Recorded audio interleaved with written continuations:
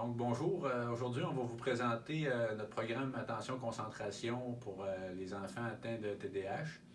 On va s'entretenir avec la personne qui a développé le programme, M. Claude Gaumont, psychologue. Donc, merci de prendre un temps pour nous expliquer un peu le programme. Bonjour. Donc, on va commencer peut-être de savoir, Claude, qu'est-ce qui t'a amené à développer ce programme-là? Comment ça a commencé? Je travaillais dans des écoles, puis c'était une problématique qui était tellement importante que le bureau était plein. Puis j'avais des évaluations à faire. Puis une évaluation sans intervention, ça ne sert pas à grand-chose. C'est comme aller au garage, demander à quelqu'un de changer ton huile, puis il dit tu devrais changer aussi telle pièce, pas changer, repartir avec ta voiture. Donc, c'est comme si il son problème, il n'y avait pas. Ça ne sert à rien. Ça sert à rien. Fait que là, je me suis dit, il faut trouver une manière de maximiser l'intervention pour être le plus efficace possible avec les enfants TDAH. OK. Et au départ, on avait à cette époque-là des gens d'éducation physique qui travaillaient avec nous autres. Puis on s'est aperçu que la psychomotricité avait un lien avec les fonctions exécutives. OK. Donc, le programme, il vise à travailler les fonctions exécutives. Il vise à permettre à un enfant de pouvoir avoir un temps d'arrêt avant de prendre une décision. OK. Ça lui permet d'avoir un temps d'arrêt verbal, donc qui contrôle son débit verbal, puis un arrêt cognitif qui lui permet de contrôler sa psychomotricité. Ce qui est les deux phases ou les deux trucs qui sont le plus importants dans le TDAH. Une hyperverbalisation qui est dérangeante pour les autres, puis une hyperkinésie qui fait que les gens bougent puis nous dérangent. OK. Puis, qu'est-ce qui va être la différence entre la prise de médicaments, un enfant qui prendrait des médicaments, est-ce qu'il pourrait quand même suivre le programme, ou qu'est-ce que ça peut faire comparativement à la prise de médication? Un enfant qui prend de la médication, ça favorise les structures frontales du cerveau, ce qui fait qu'il est automatisé en contrôle frontal. Mais il n'y a pas un contrôle volontaire. C'est sa médication qui fait l'effet. Quand il arrête de prendre ses médications, les symptômes reviennent. Tandis que quand on fait un programme de rééducation cognitive, on arrête le programme, puis l'effet demeure. OK. Donc, le cerveau apprend ou devient un peu plus mature, on peut se dire. C'est un peu complexe, là, mais la ramification des neurones dans le cerveau devient plus importante en préfrontal. Okay. Puis les zones préfrontales sont un peu comme une boîte de direction qui prend les décisions. OK. OK. Puis vous dites que ça va perdurer dans le temps, mais vous prenez des mesures. Ça fait presque 30 ans que je travaille, puis dont 20 ans en milieu scolaire. On a établi ce programme-là dans le milieu scolaire dans plusieurs endroits. On n'était pas capable de contrôler toutes les variables parce qu'en milieu scolaire, il y a trop de possibilités de variables. Tandis que quand on le fait dans un domaine clinique, on est capable de prendre des pré-tests et des post-tests et d'être capable de vérifier l'efficacité.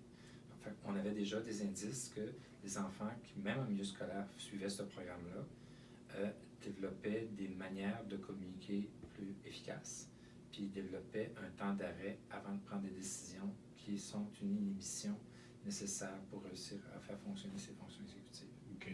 Donc, on pourrait penser que ça va avoir des effets positifs aussi sur les résultats scolaires? Sur les résultats scolaires, c'est difficile à dire, mais sur la manière d'aborder la scolarisation, oui. Un enfant va être capable de le faire, mais si sa volonté, ou s'il n'aime pas l'école, le programme ne leur donnera pas le goût de l'école. Ouais. Le programme va les outiller pour être capable de faire les tâches qui sont à l'école. OK. Donc, la responsabilité quand même du milieu scolaire d'être stimulant. D'être stimulant et intéressant malgré tout. Okay. Mais à partir du moment que l'enfant est capable de faire quelque chose, il a plus le goût de le faire. Souvent, les personnes arrêtent de faire quelque chose parce qu'ils sont dans l'échec. Oui, OK. Donc, ça peut favoriser aussi le retour de l'estime de soi. Ça va favoriser aussi dans le contact avec les autres enfants, parce que dans notre programme, on n'est pas un enfant à la fois, on est 4 ou 5 enfants à la fois. Okay. Et ils font des activités ensemble, puis des activités seuls, mais il reste qu'il va y avoir un esprit de groupe. Puis les nouvelles habiletés qu'ils vont développer, ils vont les partager avec d'autres enfants, puis peut-être que par généralisation, quand ils vont arriver à l'école, ils vont aussi être capables de prendre contact avec d'autres enfants. Okay. Ce qu'on sait, c'est que quand on le fait en milieu scolaire, on voit rapidement des habiletés sociales qui se développent par une meilleure habileté. OK. Puis maintenant, Claude, si tu nous parlais du programme un peu plus, là, comment ça fonctionne, qu'est-ce que vous faites, c'est quoi les activités qui sont à l'intérieur du programme? En fait, il y a plusieurs activités. Sans démoniser les jeux vidéo, la plupart des personnes les utilisent de façon très négative pour l'enfant. Nous autres, on utilise des jeux vidéo en période très, très, très courte de façon à augmenter la capacité visuospatiale, parce que les jeux vidéo favorisent les capacités visuospatiales, puis les capacités de précision et de rapidité. On utilise des jeux vidéo pour ça. On utilise des exercices papier-crayon, parce que les exercices papier-crayon permettent de généraliser du jeu vidéo à l'exercice papier-crayon qui ressemble beaucoup plus à une tâche scolaire.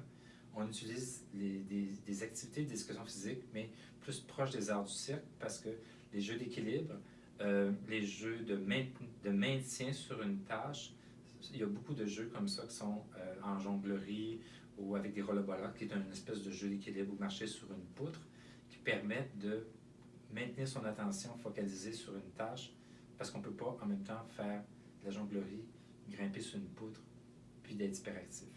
Fait que l'enfant est obligé d'apprendre à se contrôler sur ces tâches-là, puis par généralisation, bien, il apprend aussi. La dernière phase, c'est la pleine conscience. La pleine conscience, c'est l'arrêt d'agir en chaque situation. Fait qu'à chaque 15 minutes, il y a une période de 1 à 2 minutes où l'enfant arrête complètement de bouger. On pourrait appeler ça une statue de sel, mais on peut appeler ça aussi un arrêt total. Et le psychologue, lui, il se promène dans toutes les activités, puis il supervise chaque enfant, puis il y a un ratio de 3 adultes pour 4 à 5 enfants. C'est un ratio très important pour faire de la stimulation. OK. Donc, on peut dire que l'enfant apprend en pleine conscience un peu à voir qu'est-ce qu'il voit, observer qu'est-ce qui est à l'intérieur de lui. Oui, il s'aperçoit de ses gestes mentaux, on pourrait appeler ça des gestes mentaux. Il s'aperçoit que quand il vient pour s'exciter, puis vu qu'il revient en pleine conscience régulièrement, il prend conscience de chacun de ses gestes, puis lesquels qui sont payants pour lui, puis lesquels qui sont nuisibles à son développement. Donc, il apprend à se réguler. Il s'autorégule. OK, parfait. Donc, qu'est-ce que vous pourriez dire aux parents qui sont hésitants ou qui se questionnent sur si vraiment c'est pour leur enfant, si leur enfant est vraiment le profil idéal pour ce programme-là? Le profil idéal, c'est l'enfant qui ne réussit pas à bien performer, puis que le parent s'aperçoit que ça nuit à son développement. OK. Fait que l'enfant est à l'école, il semble malheureux. On lui recommande constamment d'aller prendre de la médication. Il y a de la difficulté à se faire des amis. Il y a de la difficulté à bien lire et écrire, parce que la lecture et l'écriture, c'est l'entrée la plus importante pour réussir sa scolarisation. Une bonne lecture, une bonne écriture. On sait que les garçons ont de la misère à la lecture et l'écriture, c'est beaucoup parce qu'ils passent d'une tâche à l'autre sans réussir à avoir une attention soutenue sur quelque chose. Puis il y a aussi toute la partie quantitative et visuospatiale qui sont très importantes pour le développement des mathématiques. OK. Donc des enfants qui ont peu de difficultés au niveau scolaire aussi. Oui. OK. Donc, j'espère qu'on a réussi à bien vous informer sur notre programme. Pour ceux qui sont intéressés, il nous reste certaines places à Québec qu'on va débuter bientôt. On vous invite à nous contacter par le biais de notre site web ou contacter directement par téléphone au 581-300-4457. Merci beaucoup.